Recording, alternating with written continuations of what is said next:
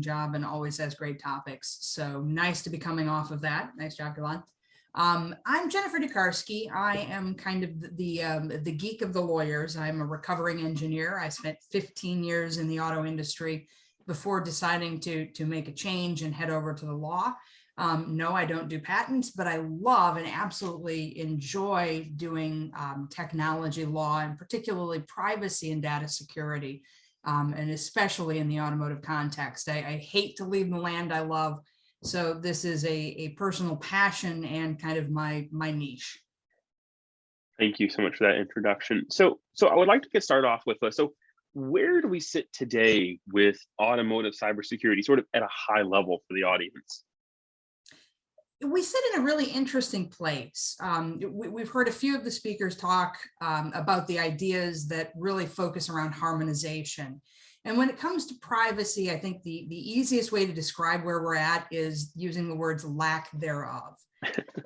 So just starting out, what's important and what distinguishes us in privacy discussions from maybe a cybersecurity discussion in general is the fact that the data sets we're talking about are a little more narrow.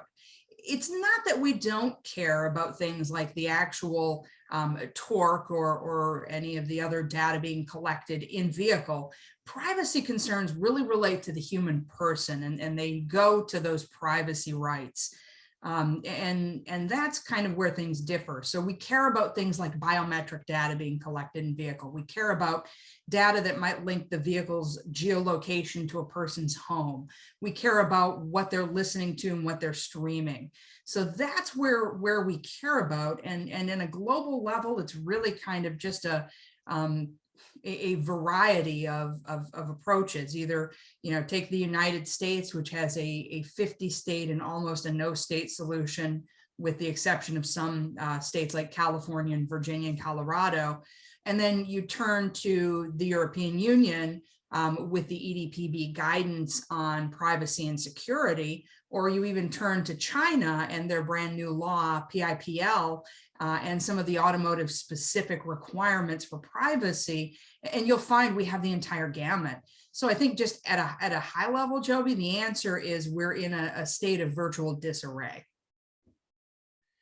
Okay, so like what standards may exist like right now that we should be looking towards? If anybody really wants to get attuned to privacy and understand a really good approach that I would say could be harmonized virtually globally, that would be to turn to the European Union. They are further ahead than most other locations. China is going to be very different because it's driven from a different place. But for almost everywhere else, if you start looking at the individual rights that are granted under the GDPR, again, we like to jokingly call those the gosh darn privacy regs. But when you look at the rights to deletion, the rights of modification, the rights of access, and things that come from the GDPR, those are really important for foundationally understanding privacy. But when you get into it, the EDPB guidance that was solidified in 2021, I believe it was in March of 2021, gives some really specific pointers on what types of activities. And we just heard about the concepts of encryption.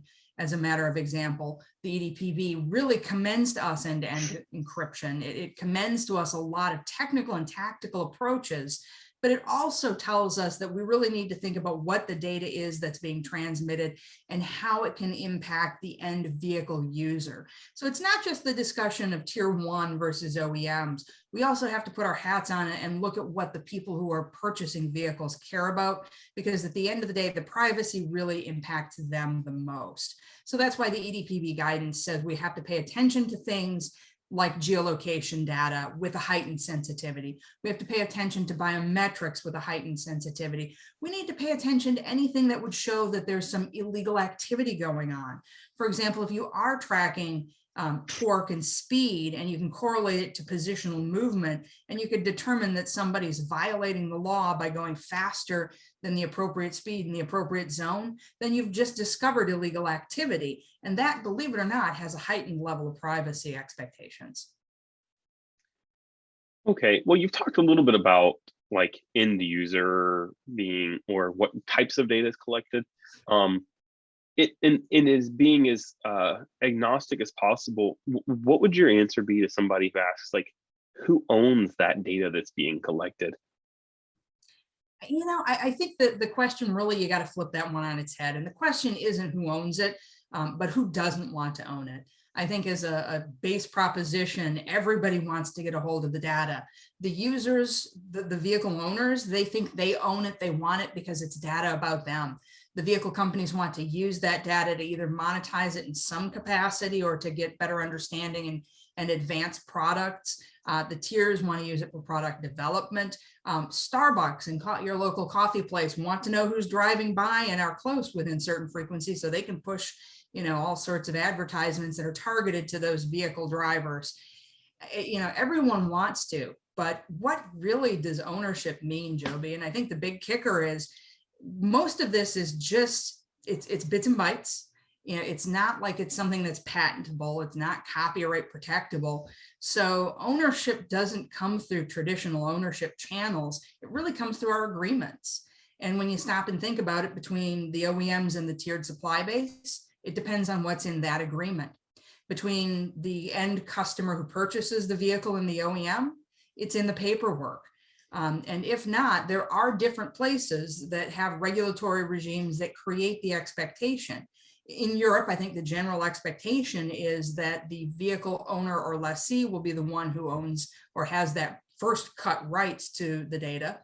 In the United States, that's true for data that comes from the black box, but that's not necessarily the case because it isn't regulated or legislated. And really around the globe, it's kind of a scattershot of either it belongs to the owner of the vehicle or the lessee, or it's unclear.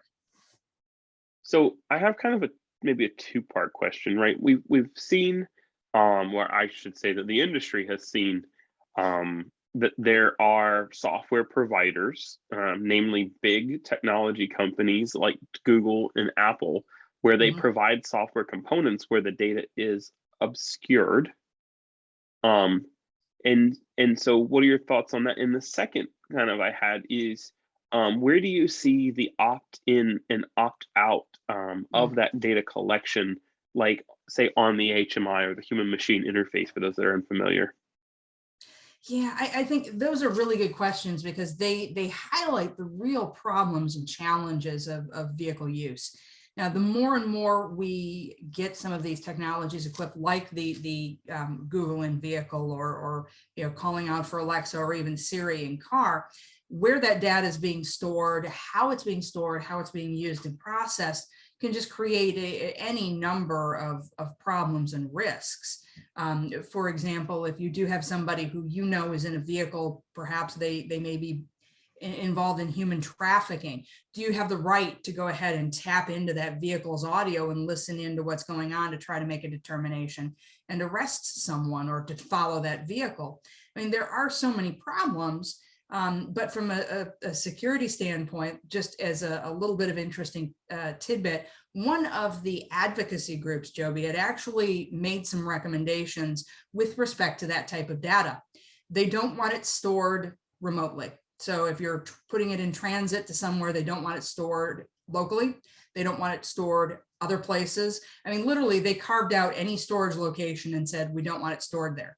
Wow. Okay. So at the end of the day, when we say we don't want it stored locally, we don't want it transferred, and we don't want it at some other endpoint, I don't know how we're going to have this functional technology if we go all in with those type of people. But all the same, the advocates have some very good points. And that goes to your second question, where you're curious about how do we handle opt-in and opt-out? Because, I mean, let's be honest, when we're in a vehicle, it's not just the owner or the driver who is captured.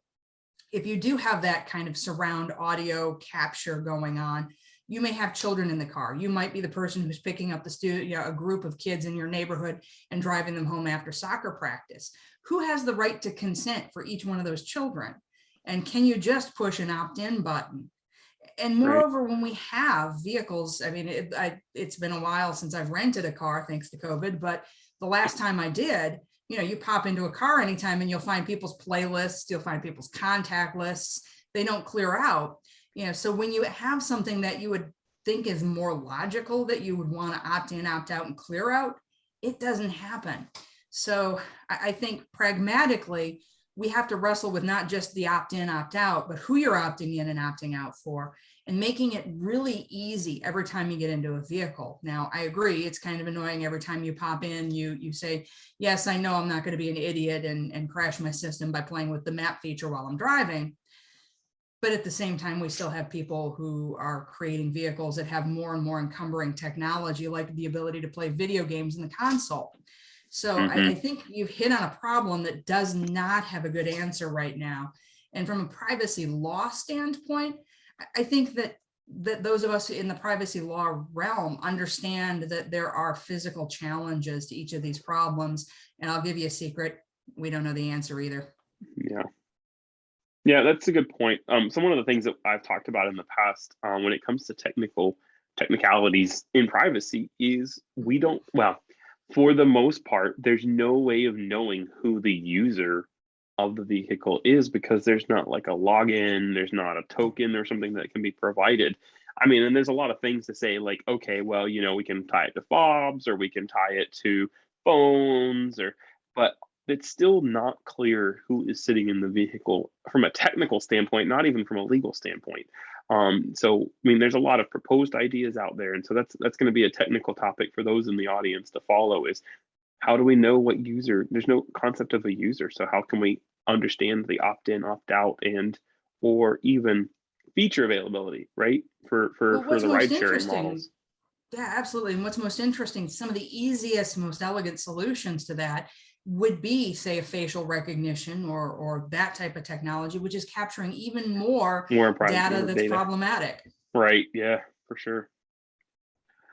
So we've talked about kind of today's problems. What do you see? So either later this year or just in the near and far future, where do we see the challenges and changes around the privacy landscape in the vehicle?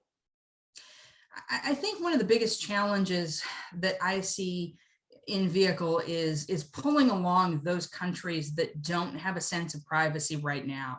I mean, we have kind of two philosophies. We have a privacy oriented philosophy, call that our GDPR friends, the European Union, people who are truly doing a very good job of privacy by design. And now I will give it to you that many of us are thinking that way because we design components or we design vehicles that are in mixed market segments that do ship to Europe or are manufactured in Europe. So it's not that we're not thinking about it, but I think the challenge is the fact that the United States sits on a precipice. And we're seriously thinking about taking the plunge into the data privacy realm. And more states are mirroring kind of either a GDPR or a California-based approach. So I think what we're going to see is over the next 6 months to 2-3 years, the United States shift into a little more aggressive than they are today. And honestly, I don't think it's the auto industry that's driving it. I will be honest that maybe it's auto adjacent people like Elon Musk driving it and pushing that need along a little faster, not because of what he's doing in the auto sector. But I see a lot of changes coming that will make the US harmonize more quickly than we normally would. So just to be clear here, we're talking about external influences I should say external to our government influences. Can you speak maybe a little bit to where, to the best of your knowledge, where sort of some of the, like, how do I put this? Where some of the lawmakers sit on understanding the complications of these privacy things. I mean, we have technically constitutionally the right to privacy, right? But that when that kind of blurs when we talk to the digital landscape. So, what can you say that either your organization or other organizations are doing in order to talk to our lawmakers to get them to a point of understanding? Yeah, certainly. Actually, when you take a look at it, I think what's becoming more and more fundamental is the notion of the right to privacy. Now, you mentioned the right to privacy in the United States. In the US, we find that under the Fourth Amendment to the Constitution, but it's really limited in scope. It doesn't, when we say privacy, we think, it's my right to be private. I'm going to hide here behind my coffee cup so you can't see me. It's the right not to be seen. It's the right to be private in our own homes, which is a very different notion than we're going about our day-to-day base, living.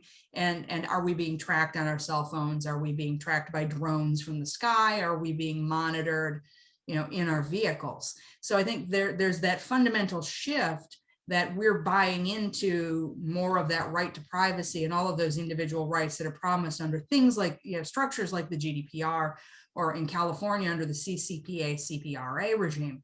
So where is that coming from? Why is that coming from? And how are the legislators getting a hold of this?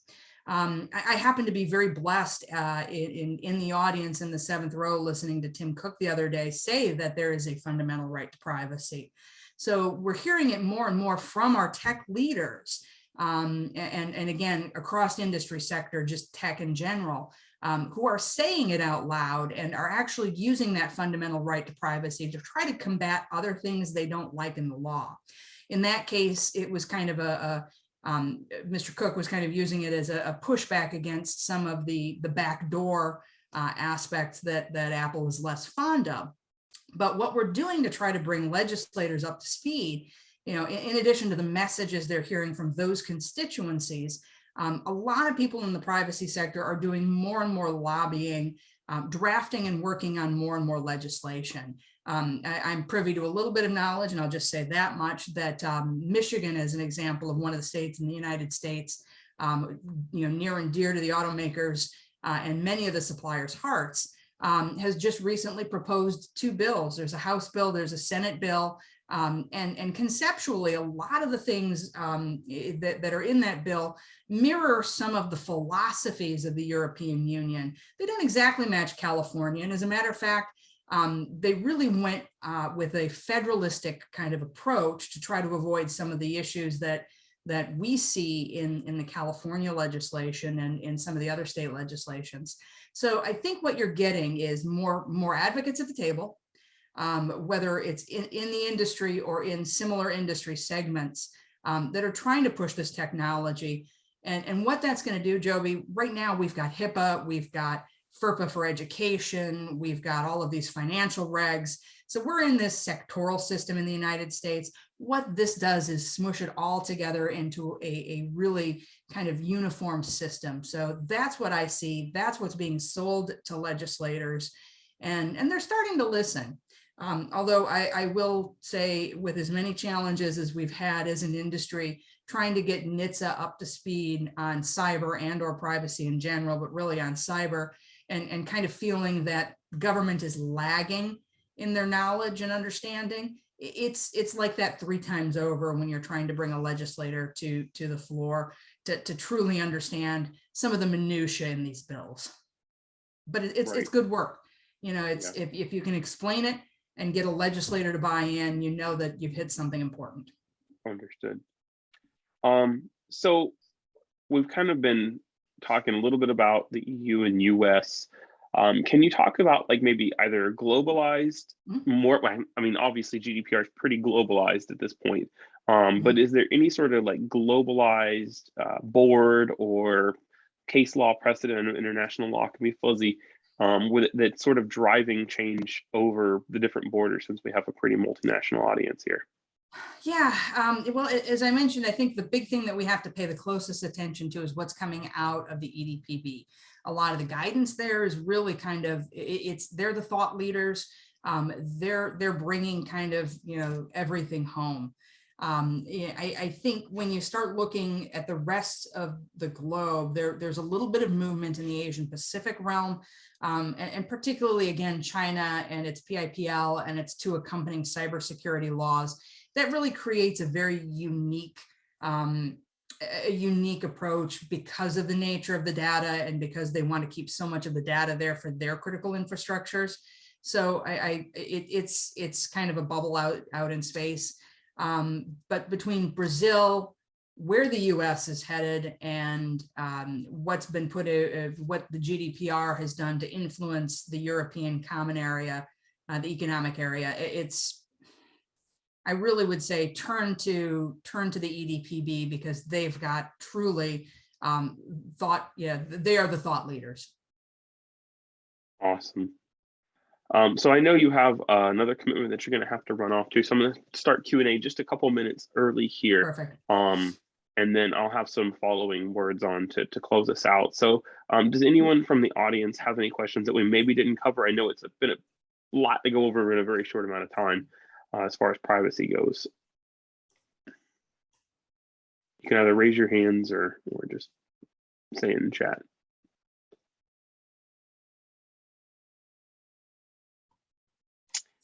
The biggest thing is don't hesitate to jump into privacy by design. Right. And so thank you again, Jen. It was a very insightful. Any thing that we should be looking out for you here, either published or non-published, that we should be looking forward to? For those of you who may be interested, I have written an SAE Edge report on data privacy. Feel free and reach out to me. My email address is my last name, D as in David, UKARSKI @Butzel, B as in boy, UTZEL.com. Otherwise, just carry on and be ready for the US to start moving in the next 2 to 3 years. Sure. Do you mind if I post that? Absolutely. Feel free. Okay. There. If anyone wants to reach out to. Oh, we do have a question here from Christos. Any advice for researchers looking to work with vehicle data, and how should we handle PII in the data? Very, very, very cautiously. And particularly, I would want to know where that vehicle data is coming from that has PII. I'd want to understand if it is from people within the European Union. If so, depending on where the data is going and how it's being used, you probably have more concerns and cautions. I would treat it like a normal data exfiltration exercise where, if you're collecting data from people in the United States, you have to be concerned about whether they're in California, whether they're in Virginia. So really, it's understanding what the data is, where it's located, where you can send it to, and what you are allowed to do with it. Because if the people don't know what you're doing with it from certain places that it's being collected, you can't do it. So really, I think partner up with whoever is getting and generating that data to begin with, to make sure they've collected it legally, properly, and they have the proper legal basis for using it. That was the most lawyery response I've ever seen to that question. Sorry. I will say, be cautious. Yeah, be cautious, because I will say that I've had this question come up to me in the past. The best guess is to talk to the people who are already doing the research at an OEM, to be honest with you.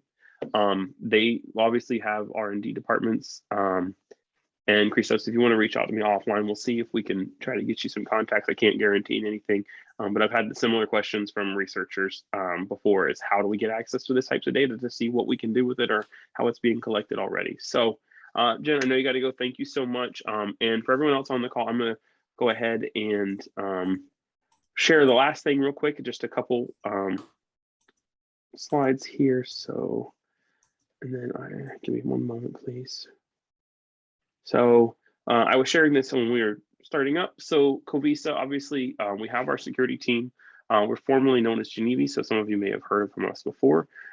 We have a partnership with Autotech Detroit, and we're doing a reception from the Automotive Tech Week, or formerly Telematics Update TU, here in June of this year, located physically in Michigan. So if any of you are out, be sure to check the Covisa cocktail networking advertisement. There's a link here, and we'll also send this personal invite card out to the event.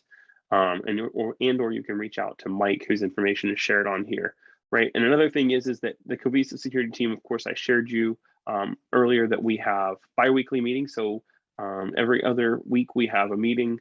We're really looking to drive engagement here physically now that we're having less and less COVID cases. So look forward to seeing us in person at a lot of events here in Michigan. And I will also be looking to do some traveling to various events throughout the year. So, or we have participation as well in CES. Every year there's a huge event. So thanks again for everyone that joined. We will have recordings available in a couple weeks. Slides will be available in a couple days. any questions that you have unanswered by the presenters or questions you may think of after, their contact information will be on slides. I also posted Ms. Dukarski's information there in chat if you want to reach out to her about all your automotive privacy needs. So thanks again. I will go ahead and end the presentation today, give you a couple minutes back. So thanks again, everyone.